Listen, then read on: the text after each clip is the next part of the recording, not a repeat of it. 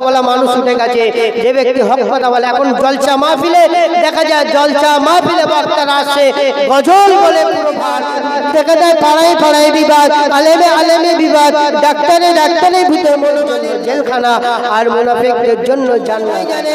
আজকে সমাজে দেখা যায় আমাদের ভিতরে নবী দিবাজি মাহফিল দিচ্ছি, কিন্তু দেখা যায় নবী দিবাজি মাহফিল দি কিন্তু আলেম ওলামাদের দাওয়াত করেন আলহামদুলিল্লাহ, তাদেরকে ডেকে তাদের নসিহত শোনেন আলহামদুলিল্লাহ, তাদেরকে ডেকে কিসের জন্য ডাকছি, তাদের কাছ থেকে কিছু শুনবো তারপরে মানবো, এই উদ্দেশ্য তাদেরকে দাওয়াত দিচ্ছি।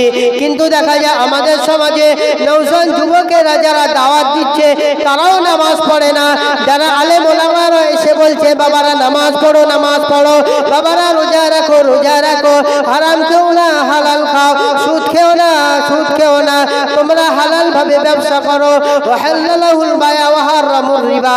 আমার আল্লাহ তাআলা কোরআন পাকের ভিতরে জানিয়ে দিলেন ব্যবসাকে হালাল করেছে, আর সুদকে আমার আল্লাহ তাআলা হারাম করে দিয়েছেন। সুদকে কি করেছে? হারাম করে দিয়েছে, আর ব্যবসাকে হালাল করে দিয়েছেন। কোন ব্যক্তি যদি ভালোভাবে ব্যবসা করে না, হালাল ভাবে ব্যবসা করে, দেখা যাবে একদিন অনেক বড় হয়ে যাবে। হারাম পয়সা ব্যবসা করবে, 40 বছর হায়াত থাকবে, তারপর এমন একটা মাথার তার কেটে যাবে, ওই দেখাতে দেখাতে সব শেষ, সব শেষ। কি হবে দুনিয়াতে? আপনি আপনার দেখা যায় হারাম পয়সা দিয়ে আপনি বিল্ডিং বালাখানা করে যাচ্ছেন, গোসলখানা, টাইলস পাথর এসি সমস্ত কিছু করে যাবেন, কিন্তু মরণের পরেও সেই এসি, সেই মানে ঘর, সেই সমস্ত জায়গা সন্তান সন্ততিরা ভোগ করবে, তোমার কিছু হবে না। তোমার সেই মাটির ঘর, এই ঠান্ডার সময় মাটির ঘর তোমার জায়গা, বর্ষার সময় সেই পোকামাকড়ের ঘর জায়গা তোমার। যদি পোকামাকড়ের ঘর যদি তুমি ভালো করতে চাও, পোকামাকড়ের ঘরটাকে যদি আলোকিত করতে চাও, তাহলে কোরআন হাদিস সুন্নাত অনুযায়ী জীবন যাপন করো, তাহলে তোমার জন্য দেখা যাবে তোমার জন্য কবরটা আরামদায়ক হবে। এই দুনিয়াটা আর দুনিয়া সিজনুল মুমিনিন ওয়া জান্নাতুল লিল কাফিরিন, দুনিয়াটা হলো মুমিনদের জন্য জেলখানা, আর মুনাফিকদের জন্য জান্নাত। এই দুনিয়া থেকে আমাদেরকে উপার্জন করে যেতে হবে। ঠিক তেমন আমার বিবি বাচ্চা হাল বর্গকে সুখে শান্তি রাখবার জন্য আমরা উপার্জন করি। কেন? তারা সুখে শান্তি থাকবে, সুখে শান্তি থাকবে। আপনি কবরে কিভাবে সুখে শান্তি থাকবেন আপনি জানেন না? 3টে সওয়ালের প্রশ্ন তো আউট হয়ে গেছে। মান রব্বুকা, আমান দিনুকা, আমান নবিয়ুকা। 3টে প্রশ্ন তো আউট হয়ে গেছে। প্রশ্ন উত্তর আমরা কেন দিতে পারে না? এই দুনিয়াতে যদি আল্লাহ আল্লাহ রসুলের কথা অনুযায়ী যদি আমরা চলি, তাহলে দেখা যাবে সমস্ত কিছু কবরের ভিতরে 3টে সওয়ালের জবাব দিতে সহজ হয়ে যাবে। আর যদি না দিই, যদি তাহলে যদি আমরা দুনিয়াতে রসুলের কথা, আল্লাহর কথা যদি মেনে না চলি, তাহলে সমস্ত কিছু বেকার হয়ে যাবে। আজকে দিনে দেখা যায়, আজকে যে দিনে, আজকে যে নবী দেওয়া, কালকে যে গজল হলো, মেয়েদের পর্দাটা হলো ফরজ, এটা না বলে যাব না। কাল কিয়ামতের দিনে আমাকে আল্লাহর দরবারে জবাব দিয়ে করতে হবে। যারা এই মাহফিলটা দিয়েছে তাদের হাতে না পায়ে ধরে বলবো, আপনারা গজল দেবেন ঠিক আছে, কিন্তু মেয়েদের পর্দা রাখবে।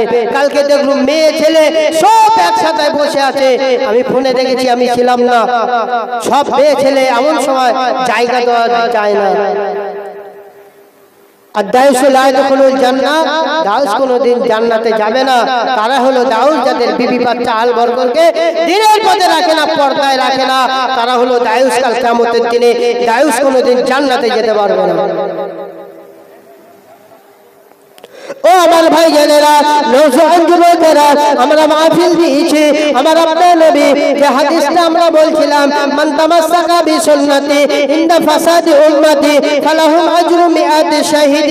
ও আমার ভাই জানেরা, এই ফিতনা ফাসাদের সময়, যে সময়টা ভাই ভাইয়ের ভিতরে বিবাদ, স্বামী স্ত্রীর ভিতরে বিবাদ, বাপ ছেলের ভিতরে বিবাদ, মা বেটির ভিতরে বিবাদ, দেখা যায় পাড়ায় পাড়ায় বিবাদ, আলেমে আলেমে বিবাদ, বিবাদ, ডাক্তারের ভিতরে মনোমালিন্য দেখা যায়। এই সময়টায়, যে সময়টায় মানুষেরা নামাজের পথে আসে না, রোজার পথে আসে না, যে সময়টা এই জাহেলিয়াতের যুগ এসে গেছে, কোরআনের দিকে আসে না, হাদিসের দিকে আসে না, এই সময়টা হলো আল্লাহ রাসূল জানিয়ে দেন, মান তামাসসাকা বিসুন্নতি ইনদা ফাসাদি উম্মতি ফালাহু আজরু মিআতি শাহীদ।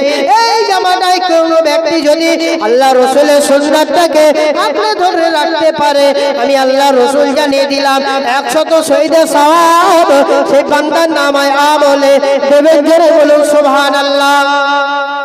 আল্লাহ রাসূল সাল্লাল্লাহু আলাইহি ওয়াসাল্লাম বললেন, মান আহাব্বা সুন্নতি ফাকাদ আহাব্বানি ওয়া মান আহাব্বানি কানা মাই ফিল জান্নাহ।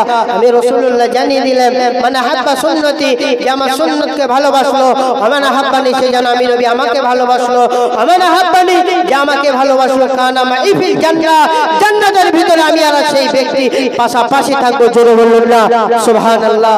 রাসূলের থাকার সাথে জান্নাতে থাকার ইচ্ছা নেই? আছে।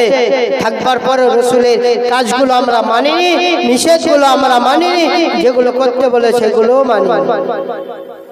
ও আমার ভাই জানেরা, যে কথাটা বলছিলাম, শহীদের কথা বলছিলাম, 100 শহীদের সওয়াব। কোন শহীদের সওয়াব? আল্লাহ রাসূলের সাহাবীরা শহীদ হয়ে গিয়েছিলেন, বিবি বাচ্চা আহল বর্গ ছাড়া আমার রাসূলুল্লাহকে ভালো তারা বেসেছিলেন, আল্লাহ রাসূলকে ভালোবেসে তারা দ্বীন ইসলামের জন্য শহীদ হয়ে গিয়েছিলেন।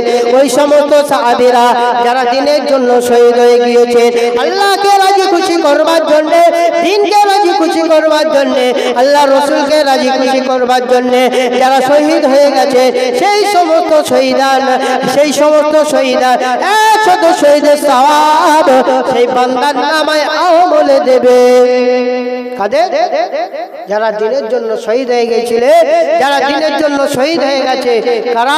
আল্লাহ রাসূল সাহাবীরা যেমন ভাবে শহীদ হয়ে গেছে, সেই সমস্ত শহীদ 100 শহীদের সওয়াব সেই বান্দার নামায় আমলে দেবে। যদি ফেতনা ফাসাদের সময় আল্লাহ রাসূল একটা সুন্নাত হলো দাড়ি রাখা। আল্লাহ রাসূল একটা সুন্নাত হলো বড়দেরকে সম্মান করা, ছোটদেরকে স্নেহ করা। আমরা করিনি, করি? ছোটদেরকে স্নেহ করিনি, বড়দেরকে সম্মানও করিনি।